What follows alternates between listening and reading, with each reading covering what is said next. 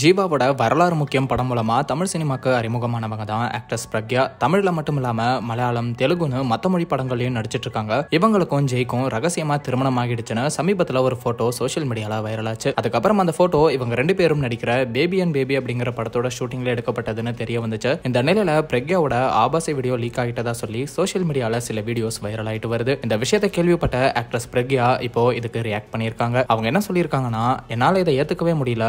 இப்போ கூட இதை நான் ஒரு கெட்ட கனவா தான் நம்பிட்டு இருக்கேன். தொழில்நுட்பம் நமக்கு உதவிகரமா தான் இருக்கணும். அதை வச்சு ஒருத்தரோட வாழ்க்கையை சீரழிக்க கூடாது. ரொம்ப தப்பான எண்ணம் கொண்டவங்க இப்படி ஏஐ மூலமா தவறான வீடியோவை என்னை வச்சு உருவாக்கி இருக்காங்க. இந்த மாதிரியான சூழ்நிலையில தைரியமா இருக்க முயற்சி பண்றேன். இந்த தருணத்துல எனக்காக நிக்கிற எல்லாருக்குமே நன்றி. எந்த ஒரு பெண்ணுக்கும் இப்படி நடக்க கூடாதுன்னு நான் நம்புறேன். அதுக்காக பிரார்த்தனை பண்ணிக்கிறேன். எல்லாருமே பாதுகாப்பா இருங்க அப்படின்னு பிரக்யா இந்த விஷயத்துக்கு இப்போ ரியாக்ட் பண்ணியிருக்காங்க. சமீப காலமா ஏஐ மூலமா இப்படி பல செலிபிரிட்டிஸோட ஃபேக் வீடியோ சோசியல் மீடியால வலம் வரதை பார்க்க முடியுது. இந்த மாதிரியான செயலை ஈடுபடுறவங்களுக்கு கடுமையான தண்டனை கொடுத்தா மட்டுமே இந்த தவறு குறையும் அப்படிங்கிறது தான் பலரோட கருத்தா இருக்கு. இதே மாதிரி சமீபத்துல ஆக்ட்ரஸ் ஓவியாவோட தனிப்பட்ட வீடியோ லீக் ஆயிட்டதா ஒரு வீடியோ வைரல் ஆச்சு. ஓவியாவும் அந்த வீடியோல இருக்கிறது நான் இல்ல, அது எடிட் செய்யப்பட்ட வீடியோனும், இதுக்கு காரணம் என்னோட எக்ஸ் பாய் ஃப்ரெண்ட் தான் அப்படின்னு போலீஸ்ல புகார் கொடுத்திருந்தாங்க அப்படிங்கிறதும் குறிப்பிடத்தக்கது.